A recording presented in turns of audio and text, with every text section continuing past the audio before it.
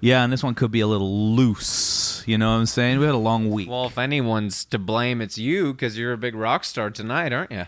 I'm a rock and roll star. A little bit like a little bit of a harking back to my childhood. Your roots. Did you ever have any run-ins with Liam and Noel? Certainly. Really? Yeah, but not. I did once or twice. They're older than me, but growing up, I did it when I was maybe 16. I had a friend. Well, I still do. He was my next door neighbor growing up, and he's actually plays in Johnny Marr's band now. An amazing guy called Jack, and he really was. Does he play lead guitar? No, he's a drummer. That's very good. No, he's a drummer, and but he was really gracious with me as a younger man, because he was a little bit older, a couple of years older than me, and he sort of would take me into venues and to bars and stuff that probably I didn't have any right going into, and he was very gracious and sort of gentle with me, really, because I was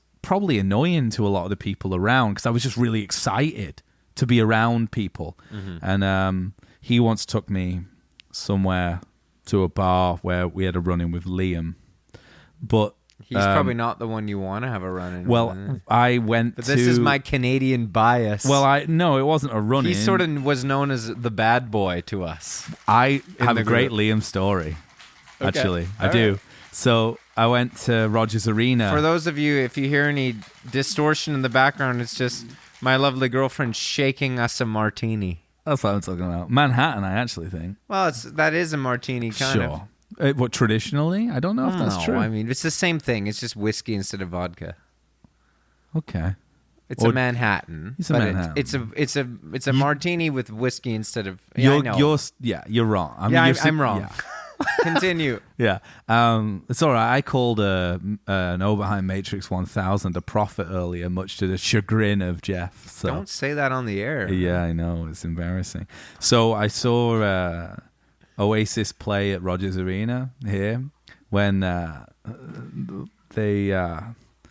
had backstage tickets from Black Mountain at the time, because they were like sort of being courted or were being managed by the same management company. This is like I don't remember the specifics, but I remember going with Jeremy, and which was amazing. This is recently. Nah, it's like a decade ago. It was like Oasis doing Jesus like. Christ, how old are we? Yeah, you weren't playing in Black Mountain. No, I wasn't playing in them. I was just hanging out. Oh, okay. I lived with Jeremy. Play with them. Just I was lucky to do a tour with them. Okay. When they were short of a bassist. Right. Okay. Which sorry. Still would be one of the I'm comfortable saying this. One of the gigs I played on that tour is still us failing musicians have to look to those moments. Buddy, let me tell you, I've been trying to play drums in Destroyer for 15 years. So yeah, well, I got a story about that later. Okay, go ahead. Well, there's like, if you talk about that, like we played at Sightfest and I was playing bass, and they were so gracious to to take me and let me. I worked my ass off. You can imagine what it's like trying to play with those, like with Steve and Josh and Jeremy. At the time, I was just trying so hard. All I wanted to do was be able to do it, just like to prove to myself and just also to go on a good tour. But Continue. What are you staring at? I see. No, I was making sure she made herself a Manhattan. Alex is just in her listening position. Good. No, I was just. This is her classic listening. No, position. I know that. I'd liked her to keep on point. We played a show on that tour. Every show on that tour was amazing for me because it was all new experiences, and they were all so fun to be around. And there was a really nice atmosphere. And we played at Psychfest, and I remember like playing in front of like loads of people. Wasn't expecting it. And having a bit of a pep talk. I remember Steve giving us a bit of a pep talk, and it was dead cool because it was sort of like, look, like all these other bands are like, they're going to play like they've been playing like Paisley Psych all night, but we're going to go out there and do Dark Side. We're like, let's do Animals. Let's just like lean into our psych jams and prog it up. And I just remember the feeling of being out there and like feeling the bass, power of my bass, and like looking at people. And there was a storm coming in. Like it was it was a concern. It was like a real concern because there was like thousands of people watching, and it was like, if this storm comes in, there's no protection. You just run off stage right away. And I remember that last song we were playing, like I think it was like no hits, like a jam, of that song. The storm just started coming in, and I remember it just as we finished playing, everyone was like screaming because the storm was coming in, and we went off, and Os Mutantes were coming on next, and they couldn't play for like them or like Deer Hunter. I can't remember. It was like maybe like them and then Deer Hunter. But either way, like there was like an hour of torrential rain after. Like it's like we brought the rain, and I remember like, and you'll appreciate this, the feeling of like, oh, I've been making music for years and not really had any massive moments of like grandeur where like you get to play these shows where like there is actually like a few thousand people like in rapture, like there was sort of like rapt attention to you. And I was doing it that night, and I was there playing, and I was just like looking out, and I was just like, yeah, it was worth the wait. And this will nourish me for another 20. Like I'm just still going. So that was cool. But as for the Liam thing, it was to do with those bands, but I'll do it quick. I walked backstage at Rogers Arena, and he was, they were all, I actually talked to Noel Gallagher for like hours about Manchester City and about football. But Liam Gallagher like greeted everyone, and he was very, nice. He's like, all right, what's going on? How are you? Yeah, nice. And he went to me, you're from Manchester? And I was like, yeah, I am, originally. And he said, what are you doing here? What are you doing here?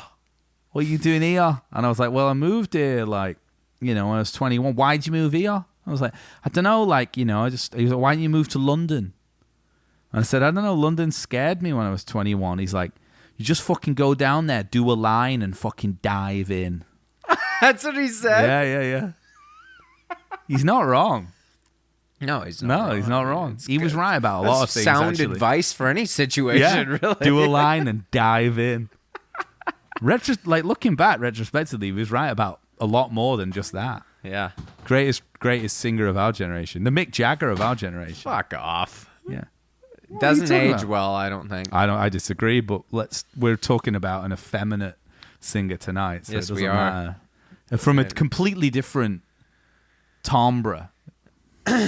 A very unique timbre he has, could say, I think. Like a laissez-faire, a very devil-may-care attitude, approach to his singing. I always felt like not traditionally a great singer, not a great voice, but definitely a commanding persona. Certainly. On the microphone. And a persona it is. Definitely it is. I would assume. I'd actually like to know. I don't know about that. I think that we're talking about the great Al Stewart. Certainly. And this is someone, James, who means very much to me. I will have a lot of trouble being funny when speaking about him. Because, sorry, I could take care of that. But, this is a man who really led me along the paths of life. Sure. From a very young age onward. I mean, it was a young 21-year-old. I remember it well. Working at Zulu Records. Been there. Got the job. Above there right Dream now. job here Dream in job, Vancouver. 100%. Dream job. Dream got job. it a week after moving here. I remember so many people were like mad at me that I'd gotten. That makes sense, yeah. The indie world's a kind of competitive place. My friends hated me for that I got the job here, But and you got it, and you didn't even know what music was playing in Bimini's. No, I didn't. And yeah, that was part of the job interview. I was amazed that I got it because I guessed wrong. What did you guess? ZZ Top. And what do you think they were looking for? I don't know. See, I tried to get a job at JJ Bean once, and they asked me if I was Christian, and I said no, and I didn't get the job. So at least it was on sectarian grounds, Yeah. Anyway, so I remember there were many people at Zulu who mentored me. Sure. They really, really, truly did. Let's go through names. One of whom was, the first and foremost needs to be mentioned, is Nick Bragg, who was the lead guitarist in Destroyer. Is, yeah, so pardon me. And I remember that I talked a lot about... Also suits the name Bragg. Has a bit of a... It gives him a bit of a sort of like man of the working man kind of approach. Yeah, kind of a exactly. Billy Bragg. Yes, kind of, definitely. He carries it well. He definitely does. And he's got one who speaks fluent Spanish. Sure. Nick, as well as his mother from Argentina. Yeah. Maybe his father... I'm not sure. Anyway, I spoke a lot about Destroyer in my job interview as well. So that probably I talked about it, and with him. And is a segue to Al Stewart here? Yes, there is. We're getting very much. Right very in there. much there. Yeah, this is rock and roll detectives. detectives. Yes, we're very much getting there. So, I got the job, and I went upstairs one day to the office at Zulu, and Nick was there, and I said, "What are you doing tonight?" It was a Friday night. And I had tickets to go and see Destroyer at Richards on Richards. Would have been amazing. Never seen them before. Incredible. Ruby's tour. Yeah. And I Great said, record. I said to Nick, "What are you doing tonight?" And he said, Top 3 Destroyer records. 100%. Top 2. 100%. Top 2? Top 2. 2? Yeah, I think. Top 2. Yeah. I love it, man. Listen to it after. And Nick said, "I've got a show." Wow, tonight. wow. And I said to him, "Oh, you're a musician too?" Nice. And he said, "Yeah." I said, "Oh, what band do you play?" And he said, "I play in this band called Destroyer." Sí, claro. And I said, fanboy right away. Yes. 21 I was, Yeah. Well, I'd still be the same actually. So would I. Yeah. And so I said, "Well, I'll see you there, Yeah. So I go to the show. They play Richards, man. For those of our American listeners, anyway, you'd be lucky if you played It's there. a kind of great American music hall. Yeah. Or maybe what's the one? Like the Knitting It's a Factory. troubadour feel. It has a troubadour feel with the upstairs. It's basically like playing Fenway. Yeah. So they play the show. Fucking amazing. Of course. Who show. opened? Do you remember? I don't remember who opened. Probably one of Jason Grimmer's bands. 100%. My other mentor at Yeah. Zulu. Probably the Nasty On or one of those. Yeah. Yeah. And so Respect. Destroyer played. They finished their set. They did, from this night, the crossover. I do. Oh, ended with that encore. Like, Yeah. Amazing. Down by the river energy. Yeah. And Nick's wrapping up his cables up there. Oh, he's up there. Wrapping his own cables up. Everybody's See, man of and the I people. go to the front of the stage and I say, it's kind of a Spanish Civil War energy. and I go to the, Pamplona kind of thing. he's wrapping up. Yeah, his sort of ropes. Sure, or whatever from the- It's kind of a Yeah. The sun also rises kind of feel. Exactly, it was Yeah, fiesta. very much. Yeah. And I said to him, I said, "Hey Nick," I caught his attention. I said, "Hey, it's me." ¿Qué tal, Nick? He looked ¿Qué at me. tal? "¿Qué Nico, tal? Nico." Yes, ¿qué onda? Yeah. And I said, "It's me, Johnny from Zulu." I'd only worked there about a week, and he looked at me, and then he full on iced me. Wow. Turned his head and went backstage. Didn't even say hello. Never let him live that one I down. love that. I love the distance, though. I feel like the distance is 20 feet of stardom shit. I love that stuff. So- and I believe in it. I know I'm talking a lot here, but I'll make this quick. Listen, don't make it quick. Fast if forward, we can do 2 I worked hours, there, we don't have to there do another one. 2-3 more years. I'm about 23, 24, and a record comes in. A record is traded into the store. Yes. It has this beautiful young man in a bird feathered coat on the cover. And Nick gives it to me, and he says, "Johnny, you've got to buy this today." Sure. And it was called Love Chronicles by Al Stewart.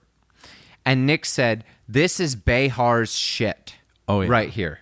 He said, "This is me and Behar when we were your age, fucking sitting down and drinking wine and studying this shit." Yeah. And he said, "You take this record Vino home." Verde, presumably. Yeah, well, maybe, sort of a something effervescent for sure. Yeah.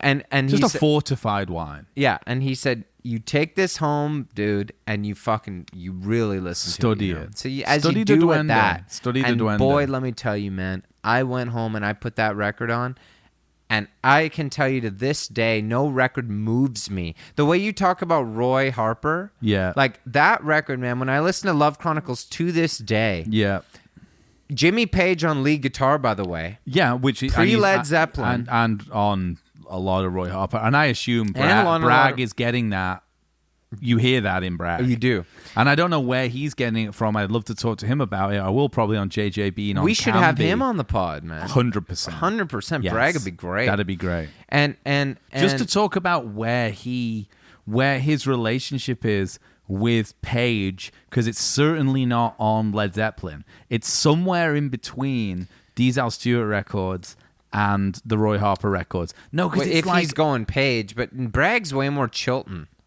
He's Big Star Third energy, Holocaust, that Sister shit. Lover stuff. Yeah, that's his stuff. Okay. That's what he's told me. He's like Holocaust, Kangaroo. Okay, that's my shit for everything. Yeah, but he's playing that kind of like ultra distorted but low volume, kind of like background proggy feel. That's what I get. That's on that. Yeah, that's what I mean. But you hear that certainly on Bull in a Ming's Vase. It's all and it's Page. So for our listeners who haven't heard Love Chronicles, I just want to say, and then I'll wrap it up. Please listen to that record, and the entire second side of the record is one song. Sorry, it's two songs, but the first song's very short. It's called You Should Have Listened to Al. It's a beautiful song. Yeah. The second song is called Love Chronicles. It's essentially the whole side of the record. It's him going through a list of every single lover that meant anything to him in his life. Yeah. It's like, what do you call it? What would you call that? What that? Like I can't think of the word right now. Like an encyclopedia of love. And it's also, I believe, the first example of the word fuck being used in a song. Really? Yeah. It grew to be less like fucking and more like making love. Wow. Anyway. That's like Al's Juvenalia, though, sure. He's the best at describing sexual interactions. Yeah, like a Henry Miller type. Yeah. He's the best. There's nobody better in all of history of music at writing lyrics about sexual and romantic, the awkwardness. There's a section of that song about impotence, about when he can't get it up with a girl, but he does it in such a classy way. Interesting. Anyway, I'm getting to the album. Wouldn't know anything about that. I'm getting to the album we're talking about. Of course not. I have no experience with that. Certainly not. I'm getting to the album we're talking about. So, Love Chronicles. Yes. I got it. Changed my life. Influenced all my music. Influenced Behar. Influenced Nick. Influenced me. Yeah. I tried to write songs like that. Of course. Then, as the years went on, I spent more and more money on booze, and I couldn't afford the $30 collector's pressings anymore that I can now. Because I only buy audiophile. Well, we also thank you to all you guys and the donations you're giving us to do our research as well. It makes it easier for us to buy these audiophile. I can buy the audiophile pressings again. Yes. So I hit a kind of a low point that I said to myself, Johnny, I said... What did you say to yourself? I said, really, all you can afford in the store right now is things out of the dollar bin. Certainly. So I went to the dollar bin, James. Tell me about it. And I found some records. I found Jerry Rafferty, City to City. It's a classic dollar bin record. I loved it. Oh, did I love it. And now it's also my girlfriend's favorite album, let me tell you. Well, it's actually the only record she knows. It's not my favorite album, but it's her favorite album. It's listen, you know what? I love that record. And slight segue, I was thinking the other day about when I was 16 and first started going to clubs and doing ecstasy and hanging around in them. And I used to go with my friend Jack. He'd take me, who knows Johnny Marr. And this is we were talking about before with the Liam Gallagher bit. And he'd take me to these places. And weirdly, Steelers Wheel, Stuck in the Middle with You, was a big hit. I think it's because of Reservoir Dogs. Jerry Rafferty played in that band. 100%. Yeah, so it's weird that, it was a centerpiece. But anyway, Night and Day, died an alcoholic, tragic death. Oh, God. We're going to do a Jerry Rafferty pod 100% because I got a lot to say about him. I'm fucking charged City up right to now. City. Yeah. I also got Dollar a record stores called Oh Lucky Man. Okay, yeah. Alan Price. Yeah. Who everybody in the fucking world thinks that Eric Burton was the guy in the Animals. Yeah. And actually, there's a hilarious story that he wound up in war because they thought he was the guy. What is it good for? But absolutely actually, nothing except he was just kind of a drunk. I don't know, like a good. You mean Lowrider War? Yeah, but Eric Burton was in the group for a while. Yeah.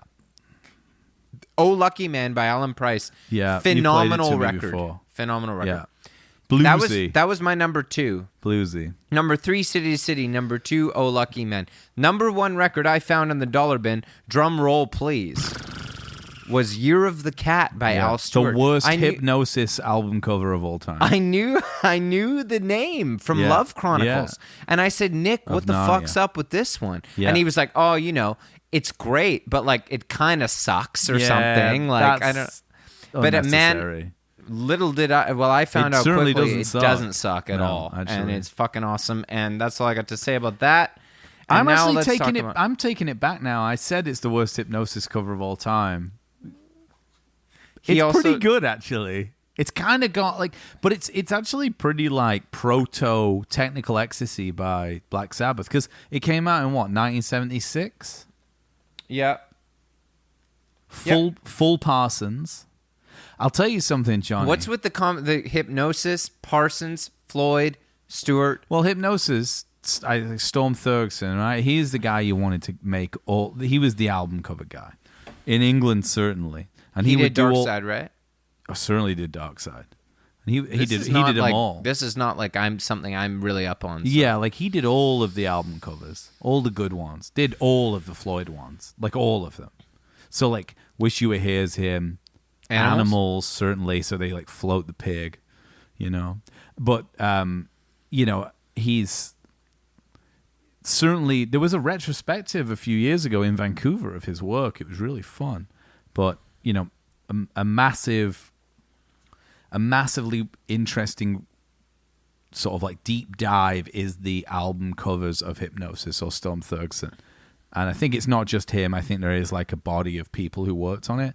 But yeah, like that one's a weird one for him. That sounds more like one of those discussions I see on like YouTube videos when I'm trying to find actual info about You're the Cat, I find. Oh, buddy, I got loads of those things lined up. I find like people talking about. You know what I looked into is that, of course, one of the things you would think about when an album is called Year of the Cat. There's a Bill Withers live at the BBC thing that he did. It's like one of the best things on YouTube. Yeah, it's one of the best things. But its segues are really bad on it. And I just feel like for a minute, which is a moment of pride, momentary like kind of feeling of pride, momentary lapse of reason. I just felt like I kind of did one of those segues. But anyway, like, yeah, I think that I was thinking about the Year of the Cat. I was like, what is the Year of the Cat? I was talking about this earlier. So I looked it up, and there's a few different theories on it. But one of them, which I loved, is that in the Vietnamese calendar, there is a cat. And this record would have been recorded during the Year of the Cat, which corresponds to the Chinese Year of the Rabbit, but in Vietnam it's the Year of the Cat. So I thought that was amazing. Interesting. Yeah. I always thought that it was, for as a young man not that knowledgeable on the Chinese calendar, sure, I thought the Year of the Cat was one of them. Right. For years. And then when I found out that it wasn't, I was like, it makes it so much better. And I still believe it has nothing to do with the Vietnamese calendar. I think he's talking about a woman, sure, who is so, she sees herself in such high esteem. Right. That she says she'll just tell you that she came in the Year of the Cat. Like she's made up her own specific like sort of cycle, like moon cycle that she was born in. So you think it's to do with a moon cycle? It's to do with the woman. We could go through the lyrics of the song if you want. I mean, you've got it. You've got it there. I've got it on my phone. I don't need it anywhere, buddy. I was just I know them off by heart. In a morning from a Bogart movie, in a country where they turn back time, she goes strolling through the crowd like Peter Lorre contemplating a crime. She comes out of the sun. Stop. We've done the first half of the verse. What Peter Lorre Bogart movie do you think they're talking about? Casablanca. You think it's that, not a Maltese Falcon? Because the crime and everything. It makes sense with the rest Isn't of Peter Lorre in Casablanca? Yeah, they're both in both. Yeah. They're in both, but it's interesting. Casablanca. Sure, but it's interesting because they're in both. Is Maltese Falcon in Morocco as well? No, but in that they're detectives. So it's very interesting to me. Man. Do you know what I was thinking about? I was actually thinking about it. Like with the Peter Lorre bit, like, you despise me, don't you? And Humphrey Bogart saying, well, if I gave you any thought, I probably would.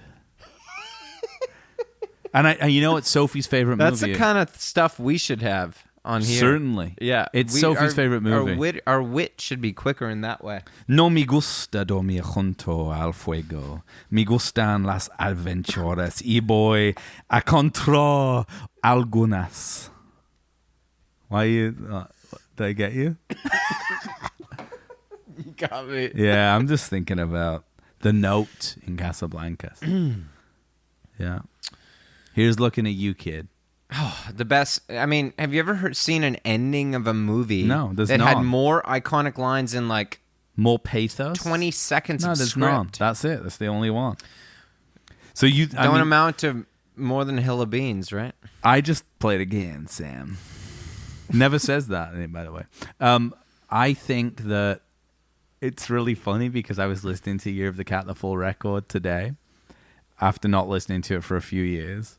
After being really into it, I actually really like Time Passages too, by the way. Obviously, I like every record you ever Yeah, made. they're amazing, but I was... but I think it's important not to think of them as existing in a world where these records don't exist anymore. I think this is something about Al Stewart and prog and progressive kind of lyricism and like... that he certainly is. I think it's a prog lyricist is a great way to describe him. I think it's important to think that these things can still exist, and in fact, the torch is so uniquely and deliberately been passed on to Behar and Destroyer, and it's interesting because it brings up a point, and I think that independent music and alternative music has a real sore spot or difficult time dealing with this idea that the best you can do at times, or the actual job you need to do, not just the best you can do, but the actual job is to represent the canon. And to me, that's what Destroyer does so well, is that he's like pushing forward the canon of something that exists already. He's got his own spin on it. He's not taking it all. Even the affectation. The Stones were doing this. They were doing fake accents the whole time. And when I sing, at times when I'm really feeling it, I end up accidentally or deliberately, either way, sort of sounding like Costello. Like, I'll just get really into Elvis Costello and just start doing his voice. But he was just doing Lennon and McCartney. It's like this kind of like, it's a beautiful thing. And as long as you're not nicking stuff and stealing from people, I think that's a really cool thing. If you're just kind of contributing to this canon. Al Stewart, though, I can't think of who came before him. No one did. He's the guy. He's invented his Dylan. own. Yeah. Like, he would say Dylan. He would say Dylan. He would say, I've heard him. We went last year and saw him in Friday Harbor. Really, really kind of a sad but beautiful thing. Sure. 80 people in a theater. Alex and I went and saw it acoustic. Yeah. It was beautiful, man. He signed my record. He signed my copy of Love Chronicles. It's fucking insane. It was so, and all he did was just tell stories and talk. But all he did was talk about Dylan. Yeah. It's so cool. And the Beatles. And, these were the people he came from. It was like what you'd expect, But he came from Dylan and them. But you're absolutely right about Behar and about, this is a problem that I have with, and, I'm going to get into old man territory here. I'm already there. All about that. I think that there's a problem when people don't acknowledge music of the past, or they don't have some kind of an understanding of where what they're trying to create comes from. Sure. And I think that there's no shame in it. There's no shame in a little bit of nicking, a little bit of influence. And there's only beauty in it. There's only beauty in it. That's all you're doing. There's only beauty in it, to me. To me, you have to contribute to the canon. Yeah. You have to know that you're doing that. I think within different genres, it's more severe because, like, for example, within hip-hop music, like, there's an appropriation aspect of it. So people are more aware that there is, like, a philosophy of the canon and of making sure you're not aping and you're, like, contributing. But I think that within alternative music or within just kind of like rock and classic rock, that's a sort of, it's still there to be determined and decided, you know. And I think that like the good bands just continue contributing. Definitely. And there's a myriad of ways you can do it. And I think that's the thing. Like Kaput, for example, would be like if Al Stewart had been able Avalon. to make. It's Avalon. Sure, had been able to hang out with. Oh well, yeah. That's what, to me, when I hear Kaput, I'm like, it's Avalon. Yeah. It's Roxy. It's except like maybe like the Pet Shop Boys were involved a bit. Yeah, and Al Miles Stewart Davis. was there. Miles Davis, Yeah. 80s records. But those saxophone solos on Year of the Cat. I mean, my God. Well, definitely. I mean, Yeah. and I We talked about what's your favorite. What's your favorite sax solo again? Oh, sax solo is "Rocking Around the Christmas Tree" by Brenda Lee. Really, I thought you said it was. What did I say? Urgent, my foreigner. "Rocking Around the Christmas Tree," man. Urgent, just you wait and see. Everyone's how urgent our love can be. It's urgent, urgent. You know what's funny about that song? What? I saw an interview with them one time. It's Mick Jones. It's the different Mick Jones. He's in foreign. He said. And he was like, and Lou Gramm. Here you go about Mick Jones again. Different Mick Jones. And they said, we couldn't decide what we wanted to do for Urgent. We were working with Mutt Lange, and the song was so good, and we tried so many different solos. And he had the ingenious idea of getting a saxophone in. As though it had never been done before. And and my God. You get the three of us, me, Stephen, and David together. And we don't own those. We don't own those notes. We don't. But when we play the saxophone together, we knew. We had made something that had never been done before. Tell me, George. It's like Saruman all of a sudden. Tell me, Mick, are you satisfied? It's the same guy. Oh, that's again. You're doing like Gollum. Tell me, Mick. The ring. Are you satisfied? Tell me, Mick. I knew I'm Graham Nash, but I'm also Gollum. Tell me, Mick. I'll Stewart was down at Granville. Nothing more to say. He's got a much more of a throwing it all away. Do you think it's his real voice? Whenever I do karaoke to Year of the Cat, which I do a lot, I always do the last verse is my favorite to do because I do a little bit of throw a little Spanish lilt into it. Sure, yeah. I do. But the drumbeat strains of the night remain in the rhythm of the newborn day. Sí, claro, son muy auténtico kind of. You do a kind of drumbeat strains do it again. Of the night remain in the rhythm of the newborn day. You roll your He does it like that, R's. newborn day. It's very. What was he doing down there? Because I don't know, presumably, living, man. Listen. Let me tell you something about Al. I'll tell you, he had a life. If he wasn't in Tarife the whole time he was making this record, and his ears were bleeding, because you know what? When you're in Tarife, the wind, it howls. Are you a side one or a side two guy? Well, it's because weird that Year of the found Cat's on the second side. And last song, I think weird. it's awesome. Yeah. That's a cool move. I want to read this to you here. Okay. Written by, this is a quote from Peter Wood, the co-writer of Year of the Cat. I don't care for that. Yeah. Peter Wood says, Year of the Cat is a narrative song written in a second person whose protagonist, a tourist, is visiting an exotic market when a mysterious silk-clad woman appears and takes him away for a gauzy romantic adventure. On waking the next day beside her, the tourist realizes, with equanimity, that his tour bus has left without him and he has lost his ticket. How do you feel about that? For a linear, literally a linear explanation. I never thought of the tour. Well, apparently the tour guide bit's really big on it. Yeah. Sorry, I'm just reading the lyrics here. Yeah, well, like, read them. I'm sorry, these people can wait. The bus and the tourists are gone. Interesting. No, it's not. It's not about him being a musician, though. No, it's not about a tour bus. He's on a tour with other tourists in Morocco, presumably. Right. Okay. And he's met a woman in the Casbah. Okay. Or in, like, right, that would be Algeria, yeah. but he's in like Fez or something. Okay, yeah. Yeah. He's got the boat over from Tarife to the Casablanca to Morocco to Tangiers. Kind of Paul Bowles style. It has a Paul Bowles energy. I just think that there's nobody. I'm sorry. Okay? There's no better lyricist for imagery in this way that he can just depict a setting and a scene like Al Stewart. I'm saying he's better than John Lennon as a lyricist. I really believe it. In my mind, Dylan is very much like he's a prog lyricist. Dylan, it's all about him. It's all about his interpretation of the world. Second person narrative. Yes. Who does that? Al Stewart, Randy Newman. Yeah. Ray Davies. And just those kind of books that you would read where you choose your own adventure. Yes.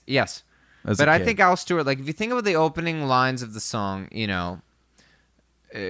already said the first part. Peter Lorre contemplating a crime. She comes out of the sun in a silk dress falling like a watercolor in the rain. Yeah. She says sometimes, sorry. No, pull them up, dude. Pull them up. Well, I normally know it, but I've had a few drinks. Them, but you're under pressure. I've had a few drinks tonight. You're under pressure. What I mean? Don't bother asking for explanation. She'll just tell you that she came. In the year of the cat. That opening stanza, right away, you're painted a complete picture of the play. You name me one Bob Dylan song that does that in such a short If fashion. you see her, say hello. She might be in Tangiers. That's all about him. It's all about him. If you see her, say hello. She might be. It's maybe. Here's the thing to consider. It still brings me a chill. Later. And the separation. It gets later on. They get into that, but it's maybe something about the south of Spain and the North African sky. It allured these men.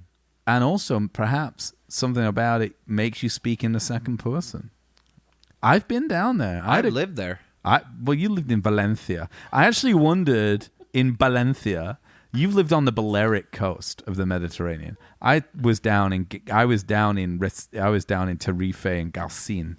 So it's a bit different because I was African sky. Es diferente, pero es lo mismo también. Vale, claro.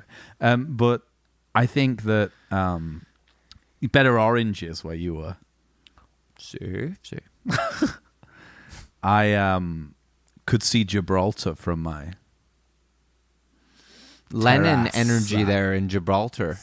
Yeah, it's dark there. I didn't go there. That's where he and Yoko got married, right? I didn't know that. Yeah, got married in Gibraltar near Spain. Oh. Peter Brown called to say we could make it okay. Imagine you can't if get Peter married Green in calls. Gibraltar near Spain. Christ, I just know it from the song.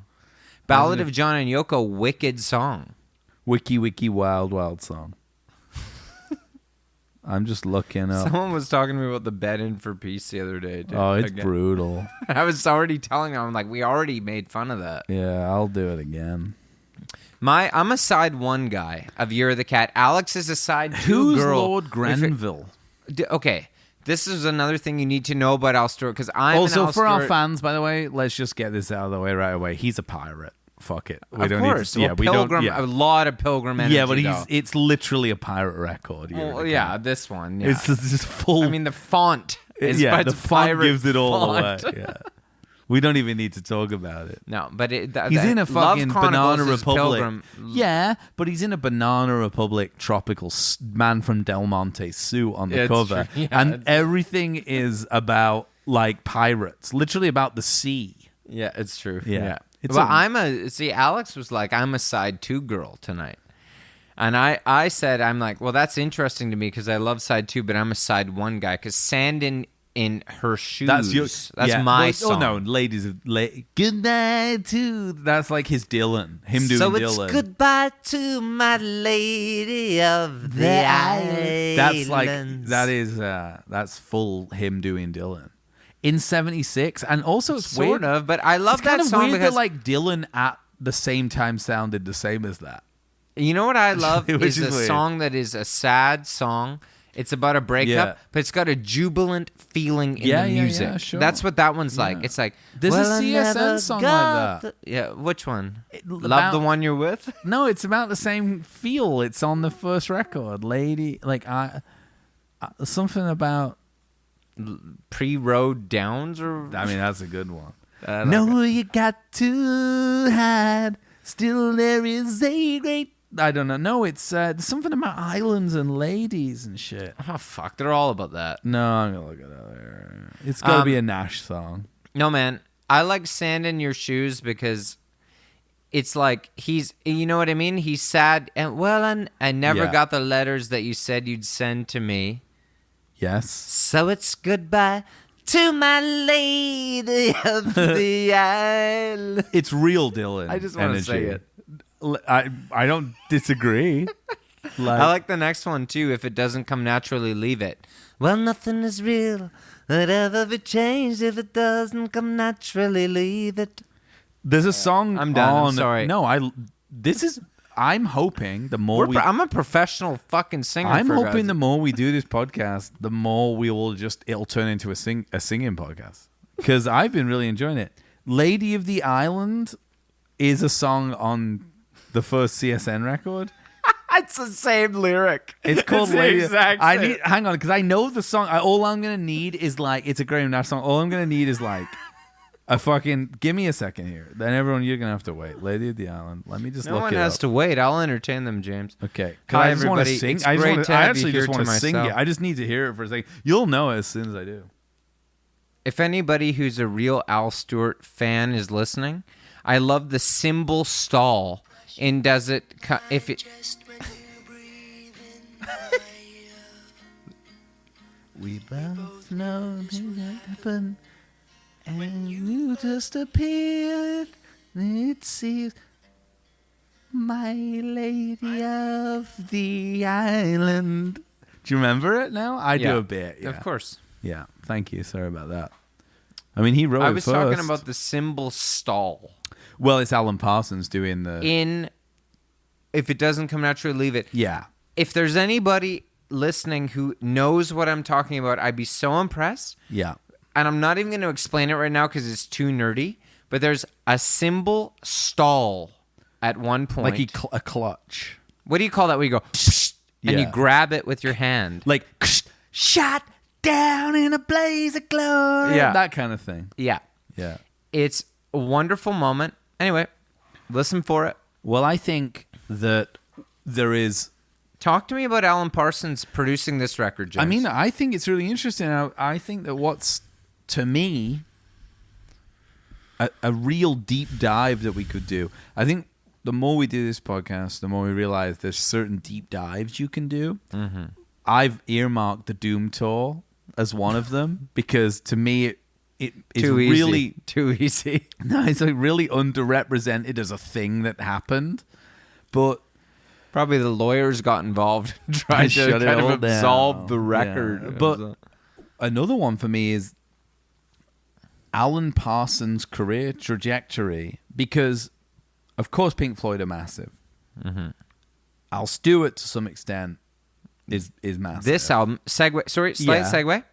Only because, do you know that Al Stewart did this album because he hadn't had a lot of commercial success? Sure. And he said, all right, I'm going to give it one shot. Yeah. I'll make a commercial record. I'll go to Abbey Road. It was recorded at Abbey Road. Is this the first one Alan Parsons did? Yes. And he said, I'll go to Abbey Road and I'll make a really fancy album with Alan Parsons. And he said, James, if it's not a success, that'll be it. I'll continue with my career as it is. Yeah. But it was a huge success, of course. No wonder I could find it in the dollar bin. Yes. And then he followed it up with Time Passages because why not, right? Which is a great record. Of course. time passages. Real Behar vibe. Of course. Yeah. Do you think that, like,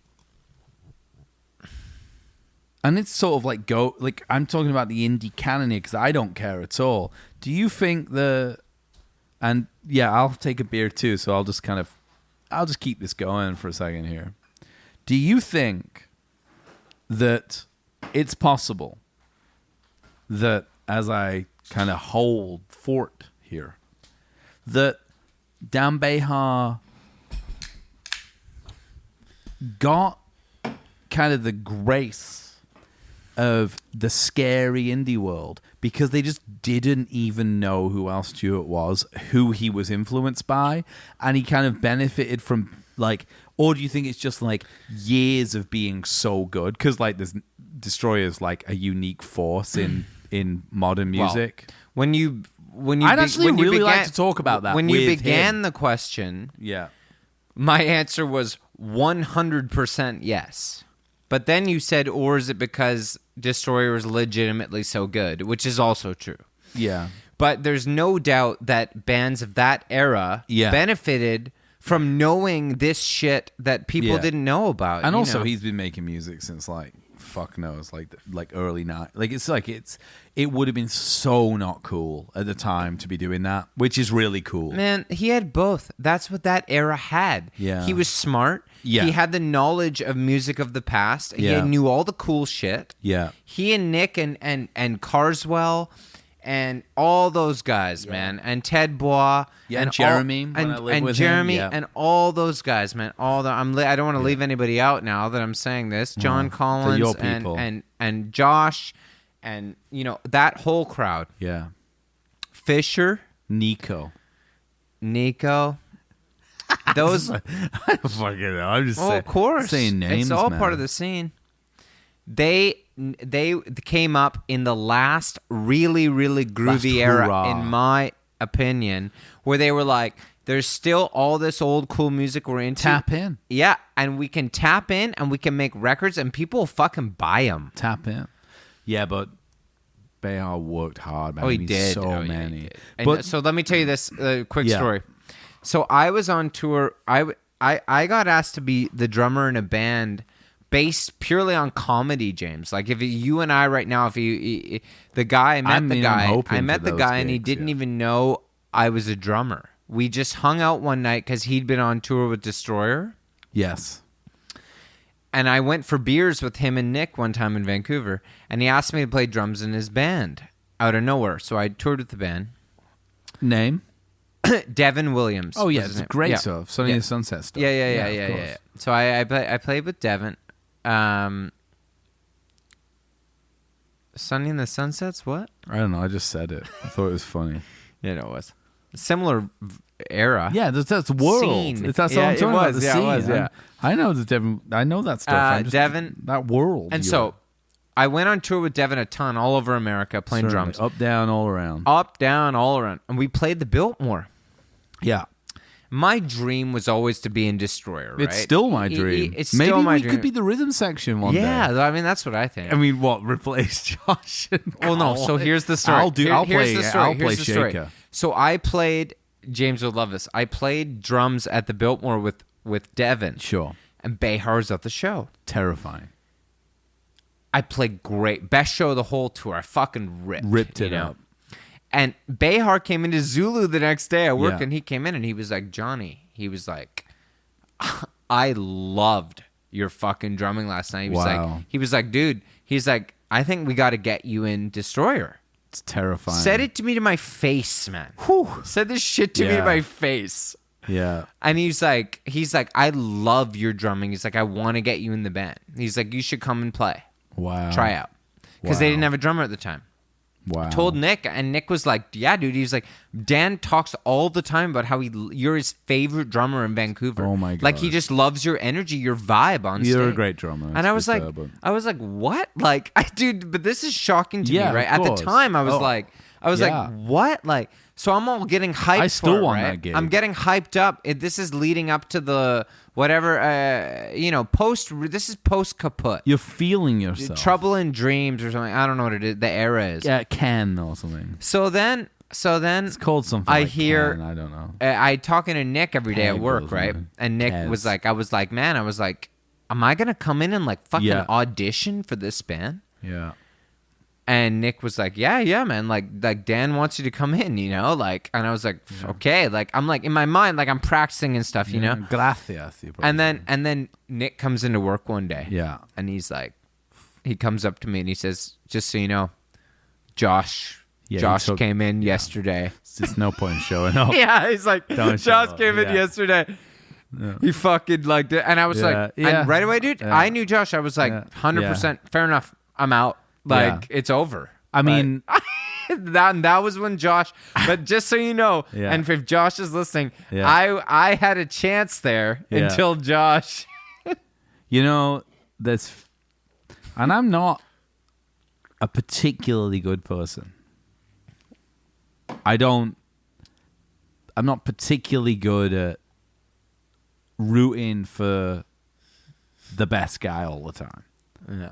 But in Josh's case, well, he's just the best guy in all accounts. So it's like there's nothing you can do because he is the best at everything he does, and that's why. Well, and he's the nicest. And it's funny. I've never met actually, a nicer person. It came up actually earlier on. I was talking with Sophie about Data Plan. It was just like how like he was in the band, but because like Malcolm was making incredible music that also had a great visual effect, and that everything was right. The lyrics were crystallized, the image, the way it was being presented, and great musicians gravitate towards great music, even on a localized setting. Of course. And that would be a great thing. I was like, fuck, Josh is playing fucking congas, man? Dude, yeah, well, I know. That's what I'm... you're talking about my band as well. Me band. Were you going there? Well, I was gonna get there, but you can take over. No, please. I'd rather you went there. He's the best musician I've ever played with, period. No one who I've played with would have any bones about me saying that, and that's the mark of a great guy. I mean, we'll not do these like gratuitous shout-outs. No, but the fact that we've drank a couple of Manhattans here or whatever. That the man played in Black Mountain, in Destroyer, and found the time to play. But you're right. Good musicians find good music in Data Plan. Certainly. And then that he played congas also in my group. Yeah. I mean, but Josh is also, he likes groovy shit. Yeah. He likes good people. He likes to dance. Yeah. He likes to laugh. Yeah. He also played in my Harry Nilsson Halloween group. Yes, you know, like infamously. He's just a good guy, man. Yeah, but he's also, I tell you what. He's also a real fucking asshole. Yeah, I mean, if you've had those moments with him, I don't know. Because I'll tell you what, I made notes and shit to those Black Mountain rehearsals, and I went, it was just me and him. That was a joke, like, Josh. Let's play this, let's play like a song, Stormy Highs. And I was like, I tell you what, I was sweating playing those songs. I was trying so hard. I wanted so badly to be around those, and it was like a real glass ceiling, kind of breaking through a glass ceiling to me, that because you want to be as good as you think you are, especially when you've been playing music for this long, like we have, and I'm sure like lots of people who are listening to the podcast have, where you're suddenly confronted with a moment where you have the opportunity, it's in front of you to like get a gig that you want, and those to me have been, it could be just a gig to play like a local show or something, or it could be to play with a band that's already successful or whatever. But like in those moments, I remember with specifically that one, like being like, this is a glass ceiling. Like if I get this gig, if I get to session on this tour, this is a new, and you've done more of this stuff than me, man. Like this will be like a level up for me. Yeah, but let me tell you, buddy, It's not all it's cracked up to be. Well, it's an because you always want to be the headliner, impossible man. way of life. You want that. You don't want that $100 check. You know what I mean? Well, listen, man, my fucking face is on the corner of Young and Dundas right now, buddy. I'm fucking there. I know you are. And I'm proud of you, and I'm happy for you. Well, I'm looking at the album. Let me just tell you, sure. Behar, since then, I played drums a few times, and he's been at the show. I love it that we're doing a podcast on Al Stewart, and inevitably it's just about it's about Behar. Behar, yeah, of course. Yeah. I just want you to know that he's mentioned to me since subsequently that he still loves my drumming. So I'm still holding out hope. Yeah. But actually what I really want is just to go on tour with that crowd, because their food be a good time. I just think the cuisine's good. Yeah, I mean patatas bravas. Sure, yeah, no problem. Yeah. I just like a Spanish tortilla. Yeah, nice tortilla there. I could make one for us tonight. With some truffle. I don't know if we have enough eggs for that. It's oil. It's not about eggs. It's oil. You need some eggs, buddy. Well, you need 6 eggs. You need a couple of potatoes. Yeah, that's what I'm saying. 6 is a lot. Yeah, but you need about a liter of oil to do it properly. We got plenty of oil. Mucho oil. What are we talking about, Al Stewart? I don't know. I think we're talking about Dan Behar at this point. You know what? You asked me about Alan Parsons. It's interesting. So this was recorded at Abbey Road, right? Well, yeah, because Alan Parsons was the Abbey Road tech. So tell me about that. This is the stuff that I don't know. What is it? Why was he there? What was he? He was that head engineer or what? He's one of those guys who benefited from, you see his name on he's like the tape operator on Revolver. He is? He was involved in Beatles shit? He's the tape operator on Revolver. He got involved in the production of Abbey Road. And it's just from being there, from being in this zeitgeist. Worked his way up. Place. Well, yeah. I mean, yes, but also being there at the pinnacle of something changing. Mm-hmm. So he was involved in that stuff. He worked on Abbey Road and Let It Be. But I have a mono original copy. I love the way you say Revolver. "let it be," let it be. It's beautiful, man. Presumably, it is. How they got a said beautiful. It's a beautiful accent. That I appreciate that.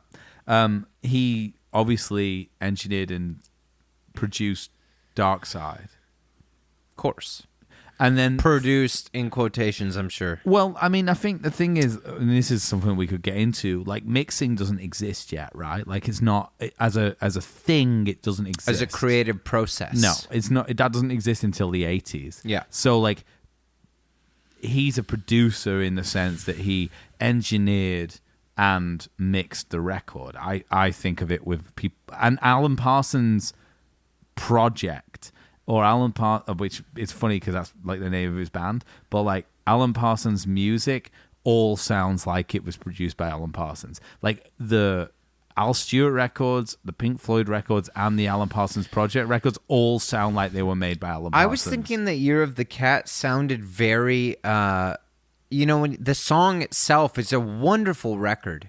It's a wonderfully recorded record, sure. And it sounds very organic, though. Yeah, I was listening to it, the drums, everything sounds like the instrument should sound. Yeah, but if you listen to except for the acoustic guitar solo, which is yeah, but crazy. that's how they do it. And if you listen to iRobot, Pyramid, Eve, or Eye in the Sky, and they're amazing records. I don't know so much about Tales of Mystery and Imagination, I think it's called. I can't remember, but that's the first one. I don't know that one. But those records, they just sound like Al Stewart records without Al Stewart. And it's interesting because Alan Parsons never sung on any of them, right? He always got guest singers in. So it's just... He doesn't sing on Eye of the Sky? No, none of it's him. It's never him. He's the producer. That. Oh, I didn't know so that. So all the singers are other people. Who sings on Eye of the Sky? Eye in the Sky. It's... I love that song. I feel I wish I could not look it up. But I feel it just happened to be the bassist in the band at the time. Right, you know what I mean? See, it's yeah. But there is some weird ones. There's some stuff on iRobot where it's Graham Nash's brother. he was doing like a kind of blood orange Gorillaz style thing, but in this. And he wrote the songs? I don't know what he was doing, but it's his project. What did he do in this? Well, you know what? Maybe he produced the record. But if you listen to him, like, I don't know, like, we could do. I want to do it now, actually, but I'm hoping you haven't. But like those records, like, I have the one. It's weird if you listen to them because they just It's very interesting to me the Pink Floyd records, the Al Stewart records of his era, like, well, Time Passage is a Year of the Cat, but also all of the Alan Parson stuff, subsequent of Dark Side, starting at Dark Side, he sounds to me like the main thread. Because it's weird, like, is Gilmour on Year of the Cat? No. Because he damn well sounds like he's on it. No, it doesn't. I don't think so. You don't think so? I don't think he sounds like Gilmour playing on Lord Grenville? Cheesier. Actually, yeah, you might be right. It's actually weird. It's his name is Tim Renwick. Tim Grenville. Well, I want to talk about Al Stewart as a historian because this is something people don't know. He's a wonderful. He knows everything about history. He's a pirate. He's a pirate. Yeah. When we saw him last year, all he did was talk about history. You want to get into this, or do you want to listen to the Alan Parsons project? I don't even know what I'm talking about. How many Manhattans have I had? I think I'll tell you this. It's time for another round. Because if I know anything about this, it's a goddamn impossible way of life. Oh, man. No question about it, man. And I want to celebrate with you right now. Let me tell you, James, I couldn't even deal with 16 years doing a podcast. I don't even think I could discuss it, man. Me neither. Let's have another Manhattan, turn this fucking thing off, and celebrate this evening. Sounds like a blast.